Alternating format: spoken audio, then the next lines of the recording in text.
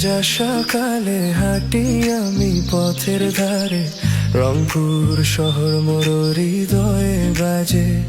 চেনা মুখের ভিড়ে দেখি আপন সুরের ছোঁয়া, এই মাটির টান আমায় ডাকে ফিরে ফিরে। আমার রংপুর আমার অনুভব, চোখের স্বপ্নে ভেসে আসে সব। নদীর স্রোতে মাঠের বাতাসে ভালোবাসা খুঁজে পাই প্রতিটি নিঃশ্বাসে।